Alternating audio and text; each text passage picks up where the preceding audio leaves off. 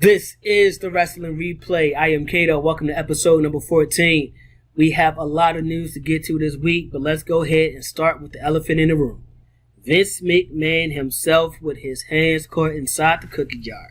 Now, before we get started, if you view the channel, you already know what to do. If you're new and you like what you're hearing, go ahead and hit that like, subscribe, and make sure you turn your notifications so anytime we drop a video, you'll be notified and you'll be able to be one of the first ones who will see it. Now, Vince McMahon. One thing about, I guess, reporting wrestling news or news in this niche, if you're going to report the news, right, so many people are trying to be the first ones to, I guess, break the news. If it isn't exclusive to you, you're not breaking the news. You're simply reporting what you read. You know, someone else already broke the story, so you're not breaking the news. So many people rush to be first that they just go ahead and just throw something out there. And it sucks because in this, I guess you would call it a scandal. I don't know if it's a scandal or not, but I guess in this little situation that Vince McMahon has, so many people's name has been dragged through the mud. People have relationships. People have a life outside of wrestling, and people who weren't even or aren't even in the company right now have their names dragged through the mud because they want to associate them with Vince McMahon. I mean, think of all the women in the Attitude Era.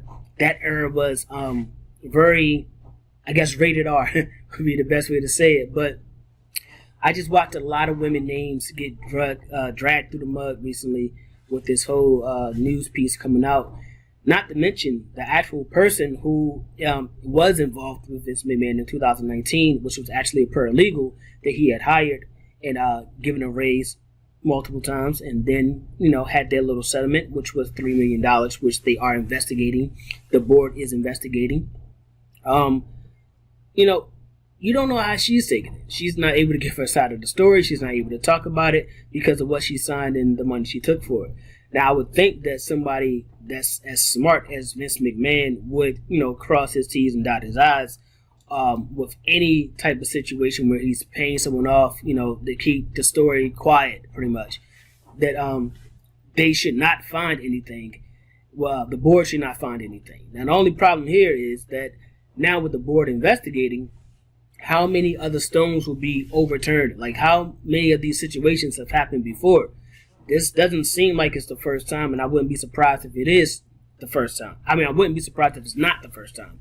So I think they're going to really dig deep, and I think that's where it's going to kind of hurt. It was a smart move for him to step down to CEO. I like that Stephanie is the interim CEO. Hopefully her, Nick Khan, possibly Triple H can get back in the fold and really start to bring to life some of the Raw, SmackDown storylines and talent that they had in NXT, kind of put those together, because the NXT show when Triple H was running it, to me, was the B show right behind SmackDown when Triple H had it. So if these guys are going to take over and NXT is a glimpse of what we could possibly get on the Raw and SmackDown shows, not a bad thing.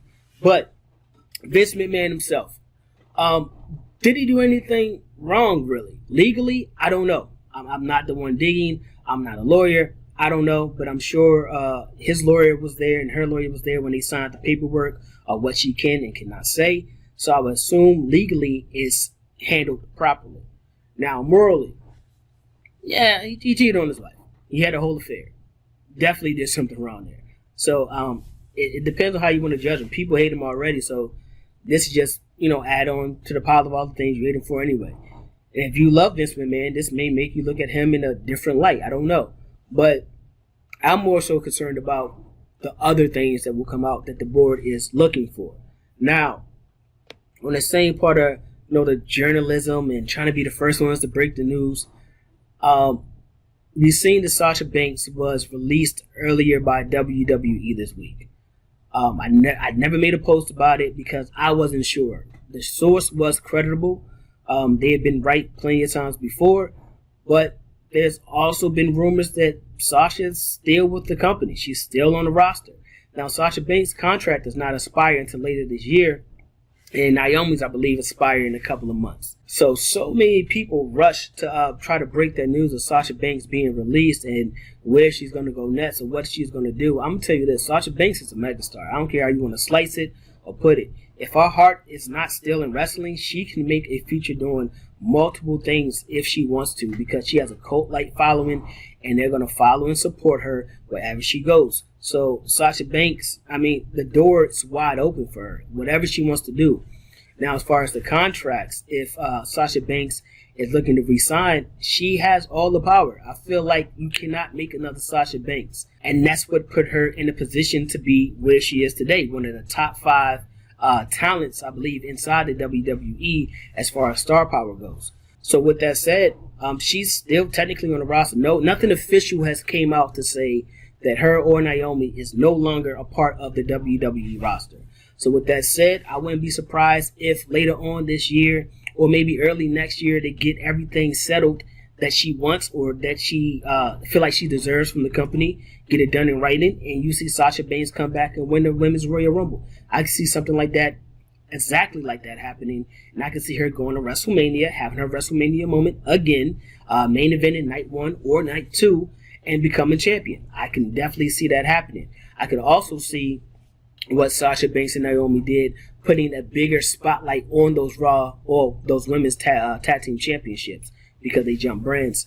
I could see them actually now honoring those titles and treating them like they're worth something instead of just putting them on any 2 females they could possibly find to link up together. If they were smart, they would start incorporating some of them really good tag teams, female tag teams in NXT. Yeah, and bring them to SmackDown and Raw, because that's how you're going to build that tag team division. If not, you should let the women tag team titles jump from every brand. But it's going to kind of look, I guess, it's not going to make the titles look as strong because the men's title don't jump from brand to brand to brand. So you might not want to do that. But it's just a lot of good tag teams on NXT right now. So I wouldn't mind you bringing 1 to 2 up and, put them on the main roster, whether it's SmackDown or Raw. And that's how you can start building some prestige around those women tag team titles and build some storylines around those titles.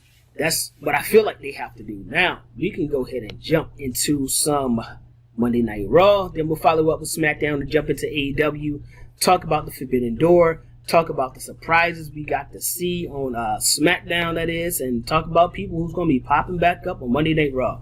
So, biggest takeaway from Monday Night Raw to me was Matt Riddle defeating Tommaso Ciampa. So if Matt Riddle defeats Tommaso Ciampa, not only does he earn himself at shot against Roman Reigns Friday night on SmackDown, but a stipulation is now thrown in to the point that if Matt Riddle loses against Roman Reigns, he can no longer challenge for the WWE title as long as Roman Reigns is champion. Now let's talk about the matchup between Tommaso and Matt Riddle. I've seen a lot of news going around saying Tommaso was treated less than. He was didn't have his music. He was just in the ring by the time it was Matt Riddle time to come out and everything like that. Man, look, I'm going to tell you this.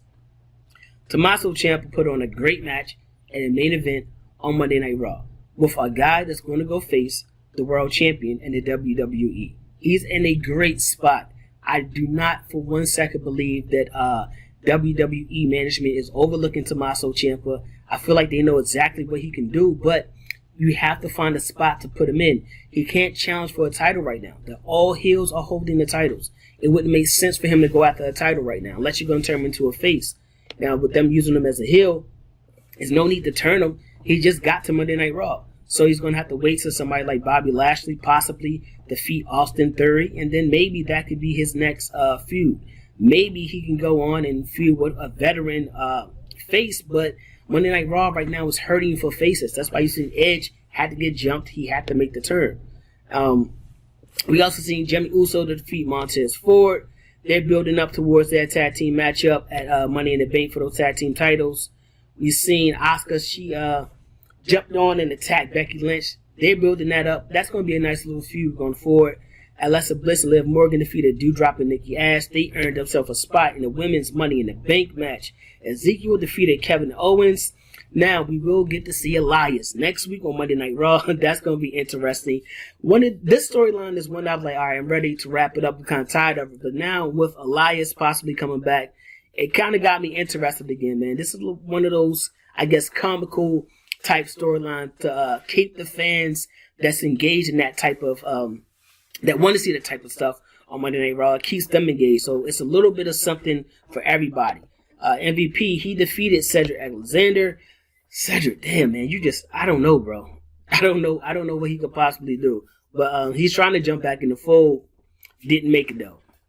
Seth Rollins defeated AJ Styles, who attacked him earlier when he was explaining exactly why he attacked Cody Rhodes the way he did. So Seth Rollins has qualified to be in that Money in the Bank matchup. We got to see Chad Gable. He defeated Mustafa Ali. Mustafa Ali is also in that bank with Cedric Alexander, man. I don't know what they want to do with these guys. Veer Mahan defeated Rey Mysterio via submission. Bobby Lashley in a pose down against Austin Theory. Building up towards that United States Championship match, which is definitely going to happen. Now, let's go ahead and jump back up into AJ Styles attacking Seth Rollins during the interview. We do not have Cody Rhodes no more. We need a new face on Monday Night Raw. Edge has to take a couple steps back with him being pretty much kicked out of Judgment Day. So we have to wait for Edge to come back and heal up. And then he'll be the one to probably take over that face role on Monday Night Raw until Cody Rhodes come back.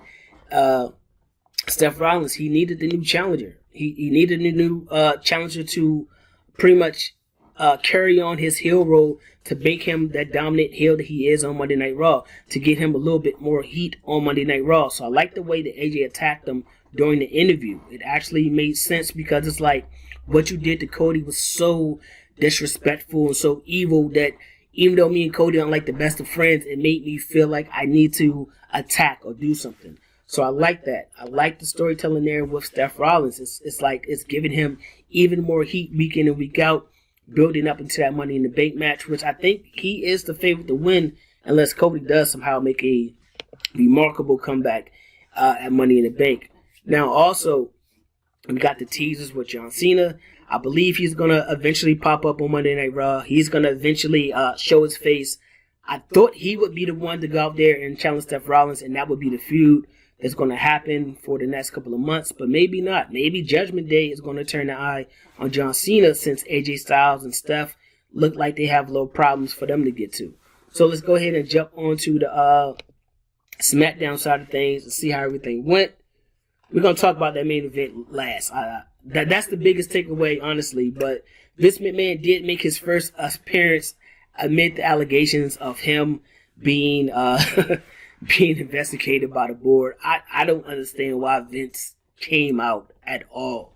I mean, I guess it's one of those situations where he just wants to test the temperature, if the fans was going to accept him, if they was going to boo him. You know, but they cheered them. The music hit, the fans cheered. He didn't say much in the ring. It was kind of just a waste of time. I think he just wanted to really test the temperature of the WWE crowd, and that's what he did. It didn't mean anything. He didn't say much of anything at all. Now, we got to see Madcap Moss defeated Happy Corbin in the last laugh match. Please let that be their last match. I'm so tired of that storyline. It's trash. It's garbage. It's over. We've seen a New Day. They defeated Jinder Mahal and Shanky. Adam Pearce have decided to let Drew McIntyre and Sheamus both inside that Money in the Bank ladder match. We've seen Raquel Rodriguez defeat Shayna Baszler. She will be in the women's Money in the Bank match. She just qualified for that. And let's go ahead and jump into the main event. Matt Riddle and Roman Reigns for the Universal Championship, undisputed Universal Championship, I guess is what we'll call it. Really good matchup. That was a really entertaining match. I said for weeks that Riddle has been beside Randy Orton. He's been getting groomed. He's sharing that superstar spotlight with someone that's been over for years and years and years. Now, what I think was supposed to happen in this whole situation was Randy Orton was supposed to come back and avenge the loss of Matt Riddle to Roman Reigns and challenge Roman Reigns for that Universal Championship at SummerSlam. Now, we know that can't happen because Randy is hurt much more serious than we thought he was hurt, and he will not be back nowhere near in time for SmackDown. So, you had to make another call. You call in Brock Lesnar. Um, look, I'm one of the first ones to say if it's not broken, don't fix it. But I'm not trying to see Brock Lesnar and Roman Reigns for the third time within a year. I understand it. That match is a draw. It's always a draw. And it's going to draw again. People are going to tune in to SummerSlam and we're going to watch it. I just hope that there's a teaser, at least a teaser of the Money in the Bank. Whoever wins coming and cashing in at SummerSlam. Maybe this is a way of actually getting the titles off of Roman without Roman actually have to getting pinned or losing. If someone cash in and make it a triple threat match like we've seen before, maybe Seth Rollins again and defeat Brock Lesnar. Like, that could definitely happen. Maybe the matchup with Roman Reigns and The Rock does not have to be for a championship at WrestleMania. That match is big enough where it can main event and still not be for a championship. But I wouldn't be surprised to see Roman Reigns and Brock Lesnar to go ahead and kick off the show if it is technically just a one-on-one matchup for the title again. Don't want to see it, but I'm going to watch it, of course. That's the only thing I can think of. Randy Orton was not ready. I think Randy was supposed to be the one in that SummerSlam matchup, and he had to call it audible. Can't lose when you got Brock Lesnar in the pocket, huh? So, we're going to see Brock Lesnar and Roman Reigns one more time. Now, let's go ahead and jump over to the fun side of wrestling. Let's go ahead and jump over to AEW, who is absolutely killing it lately. Ratings kind of go up and down, but for me, it's been very entertaining. Why? We got the Forbidden Door. With the Forbidden Door pay-per-view and so many people coming in and popping out, we kind of forgot about MJF. I think we don't feel the effect of MJF being away from AEW right now because we are building up for a pay-per-view. Now with the Forbidden Door, after the Forbidden Door pay-per-view, if MJF, I'll be surprised if MJF isn't back on AEW television. I'll be very surprised because at that point, I feel like that's where you need him to come in and start to fill the void. It's not going to be any more run-ins or anything like that. But let's see what's been on AEW Dynamite. We got to see Chris Jericho and Ortiz in a hair versus hair matchup. Ortiz came up a little bit short, but I guess he will be joining Eddie Kingston for the Blood and Guts match against the JAS. So we're going to see that again. I like that. We got Wardlow versus Security, which was a garbage. It made no sense. That was garbage. That was a horrible matchup. Wardlow pretty much dominated 20 security guards, pinning them 4 or 5 at a time. Some not even with the shoulders down. I don't know. Should just call it knockouts, I guess. I would like to see that match in like a gauntlet style. I think that would have been a lot better. Either way, it was garbage. I feel like you could have displayed Wardlow's, I guess, winning streak and his viciousness in a much better way than beating up 20 security guards. Really don't matter. We also got to see Will Ospreay go against Dax Hardwood. That was a really entertaining matchup. I think Hardwood is one of those guys who just slept on as a solo wrestler because he's always in FTR. He's always in a tag team. But solo, he's a great wrestler. Cash is also a great wrestler. These guys wrestle in a style that I like. I love that technical, old school style of wrestling. So it was a great contrast of offensive movesets. Will Ospreay, I mean, he's a ball of energy. He has so many different movesets. He has so many different ways of attacking you inside the ring. And then you got Dax, someone who's more gritty, old school, technical wrestling. And this is kind of like whose style is going to win out. That's what it pretty much came down to. Will Ospreay came away with the victory, but this is just another matchup that's building up for the Forbidden Door. We also got to see Miro. He defeated Ethan Page. He advanced in an All-Atlantic Championship tournament. So I like the way the tournament is shaping up so far. I still think Malachi Black should be the one to come away with that championship. We've seen Toni Storm. She managed to get a really big win over Britt Baker. Now, Toni Storm, it looked like they're building up that match, that they're teasing that match between Thunder Rosa and Toni for that AEW Women's Championship. I like it. I like that matchup a lot. Now, we'll have to see how it works because last time Thunder Rosa was in the ring, a lot of people have been, on her back about sandbagging moves and stuff like that.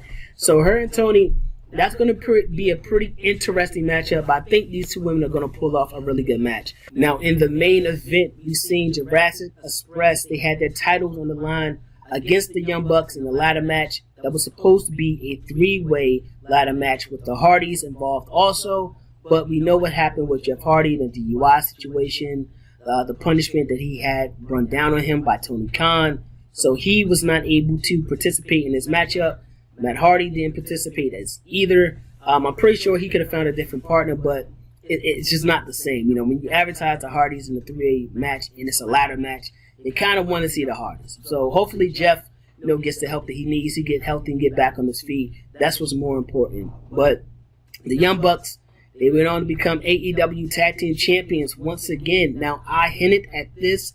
I could feel it. I seen it. I told you Christian was tired of picking up Jungle Boy loss after loss, patting him on the back. Christian Cage finally hit the kill switch on Jungle Boy with his family in the front row. He made the heel turn, I guess you would say. So he turned his back on Jurassic Express. This is actually pretty good. This is good.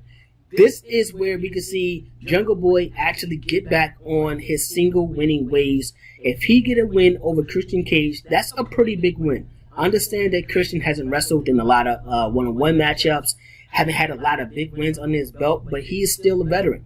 Still a veteran. So that still would be a big win for Jungle Boy if he could make that happen. Now also, we got to see Sammy Guevara. He joined JAS. And that matchup was Ortiz and Jericho. He actually was dressed up as Del Sol. I forgot to mention that. He cost Ortiz the matchup, which ultimately cost him his hair. So it's interesting to see that Sammy finally picked a side between Santana Ortiz and Jericho and Hager. So I like that, but man, that JAS is getting pretty big. Like that's a lot of guys in the faction, but AEW has been known to do that. Now, let's go ahead and jump into Rampage. Really good matchup with Dante Martin and Jon Moxley. We talked earlier about styles and a contrast of styles. You got a brawler in a brute in Jon Moxley, someone that just want to come in there, beat you up, choke you out, or put you out either way. And you got someone like Dante Martin, a high flyer. He lives in the air. He's going to live or die by what he could do in the air. But this was another really good matchup.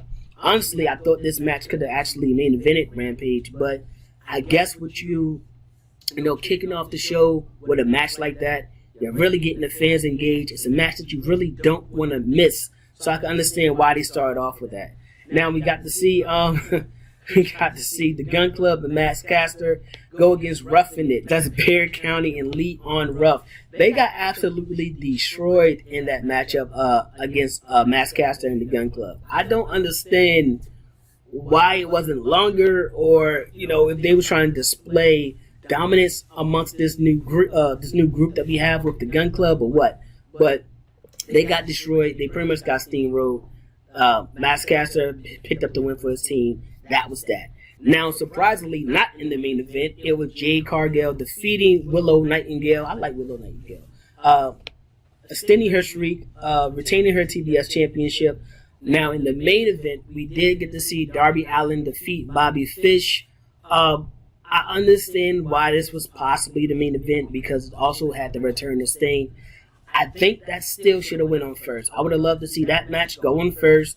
You get the return of Sting. Everyone's buzzing. The internet's talking about it. You turn whatever you're watching. You go ahead and watch AEW because you want to see what's going on with Sting. He's finally back.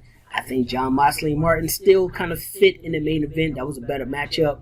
If not, at least have your champion as your main event closing out the show.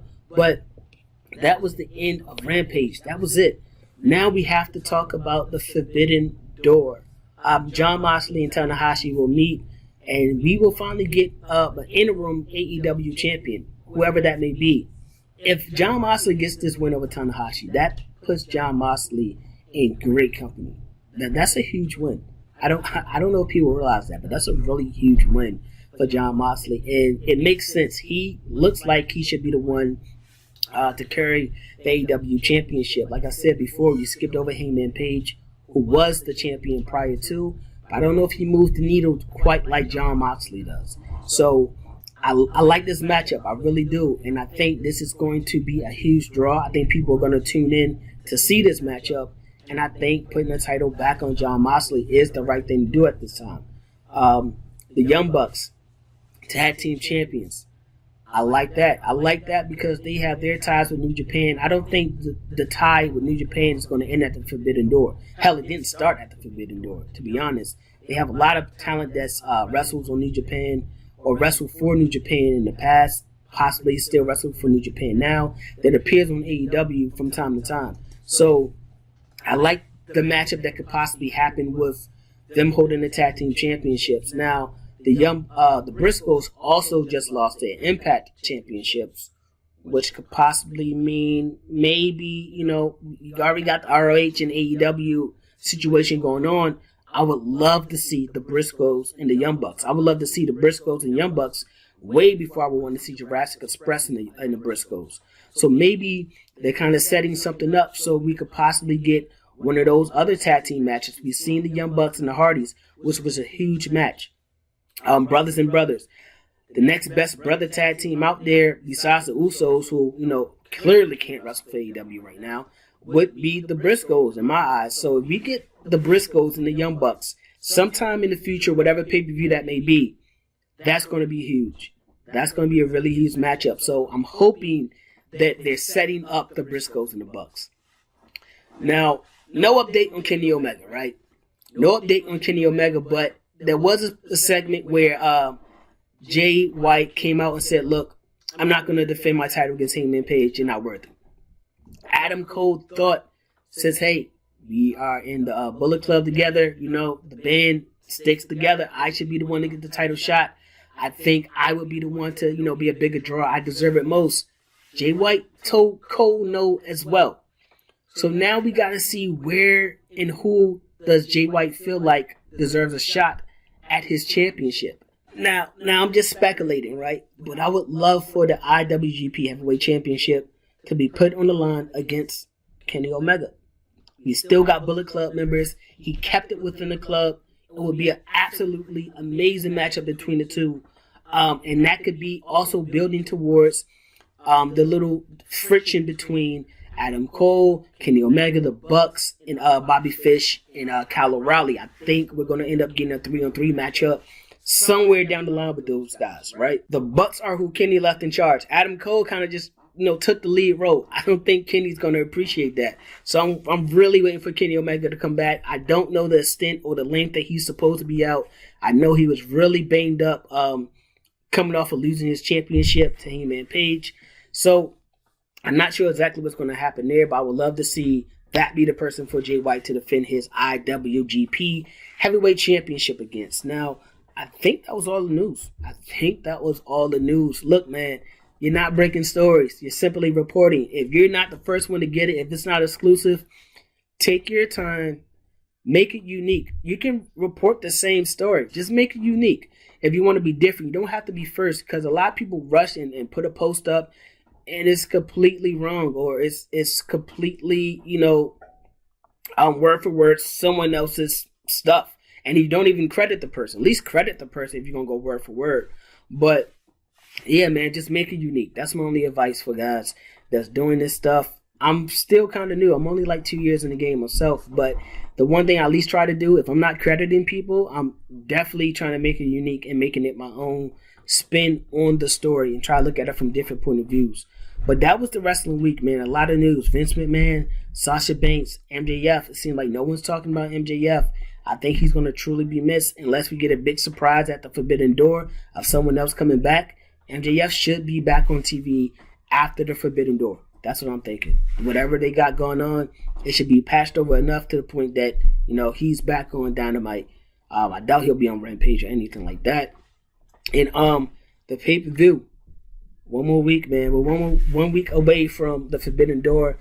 Really excited about that pay-per-view. The Money in the Bank is starting to shape up as well. So we have to see what's going to pop off on the next episode of Monday Night Raw and SmackDown while they lead up. We get the go-home shows for Dynamite and Rampage next week. I like it. Still waiting on Cena, man. I think when Cena come, it has to be Judgment Day. If it's not Judgment Day, they need to give Judgment Day some sort of real direction if you're not going to be tormenting Bianca Belair leading up to the match, I'm not sure, matchup with Rhea Ripley, I'm not sure exactly where their direction lies, you know what I'm saying? Or someone has to lose their title. Someone has to lose their title. I would hate for it to be Roman, but with you guys unify, I felt like you guys unified the titles at the wrong time. I was a big fan of you unifying the titles to make the United States title and Intercontinental title more prestigious, possibly getting a TV title. I don't care what you want to call it, as long as it's not the 24/7 championship. And that could be something that the younger guys want to hold and mean something really meaningful where they could jump brand to brand. But with right now, the unified titles, man, I think the timing was bad. Timing was bad only for the fact that you got Cody. I don't think you thought you was going to get Cody. You got Cody. Then Cody got hurt. I didn't think you was going to plan for that. Then Randy got hurt. You didn't plan for that. So you lost two of your biggest baby faces on Monday Night Raw, and now you have to scramble. You have to scramble. You have to get Edge out of Judgment Day. You have to make the call to John Cena. So right now, that United States Championship, I don't care if it's Theory. I don't care if it's Bobby Lashley. I don't care who has it, but they need to notch big win after big win, and they need to eventually go challenge for the Undisputed Championship. That's the only way you're going to build some prestige behind that title. If guys that hold that title can move on to face champions, can possibly dethrone champions, that's the only way to do it. That's why I felt like Cody with the United States Championship made the most sense, because you're pretty much grooming him to be your undisputed champion at some point in time. So if he had the United States Championship and he held that title up until he was ready to go for that undisputed championship, it would have made it look like, he give him a 6-month run as United States champion, and then you let him move on. He drops that title to whoever. He gets a long run, pretty decent, and then he moves on and becomes your undisputed champion. That makes you believe that, hey, if you're holding one of these titles, your shot is next. You're the next up in line. So they got to do something. It's a real scramble back there. Vince McMahon is gone. I really want to see the direction of the show now with Stephanie at the helm, Nick Khan on her side, and possibly Triple H. I don't know how he's feeling these days, but possibly Triple H. There was another rumor of marital breakup between Stephanie and Triple H. Another rumor that was completely not true. There was rumors behind New Japan and AEW backstage that these two companies' promotions were not getting along. They kept bumping heads. I don't feel like that's true, for the fact that so many people from both brands wrestle on each other brands respectively. You know what I'm saying? So I don't really see that happening. It doesn't make sense. And plus, what they're doing on screen, if they are having issues backstage, it's not spilling out and it's not showing. So you gotta respect that. I like that. So yeah, man, be careful with the rumors that you hear. You know, if you just want to be the one who drop rumors every single one, cool, fine. That's your page. That could be your lane. Awesome, but you have to live in that lane. You can't expect people to take you serious on certain things when you're 50-50 on your news and rumors. So that was pretty much it for the week, man. Can't wait for next week. I love go home shows. Storylines really get advanced. Start to cap off at some point. I'm ready for this Jon Moxley and I'm ready for this JS and Eddie Kingston thing to get situated. Just give me Eddie Kingston, give me Chris Jericho, steel cage match. Let them go at it. Put the top on it. I don't want no one climbing out. I don't want no one climbing in. Whoever wins in the steel cage match, put some weapons on the side of the cage, and that be that. I'm all for it. You know what I'm saying? So I think that's how that feud should eventually end. Please don't make it no Inferno match. Please don't make it an Inferno match. Please do not make it an Inferno match. That's all I gotta say about that. So let me know what you guys think of the Forbidden Door pay-per-view. That's really the big takeaway. Let me know what you guys think about who will win that AEW championship. Will they let someone like Tanahashi actually come in and be the interim AEW championship, setting it up for Tanahashi and CM Punk, which was probably going to be the match they really wanted to get to regardless? Possibly. I don't know how long CM Punk is out. I didn't look to see how long they planned on him being before he's 100%. So we have to wait and see about that. But if they do let Tanahashi get the AEW championship, it'll be different. I don't know if he'll, bring in the draw and people will tune in, but it'll definitely be different. It'll be a twist that no one was expecting. All right, so let me know what you think about the Forbidden Door pay-per-view.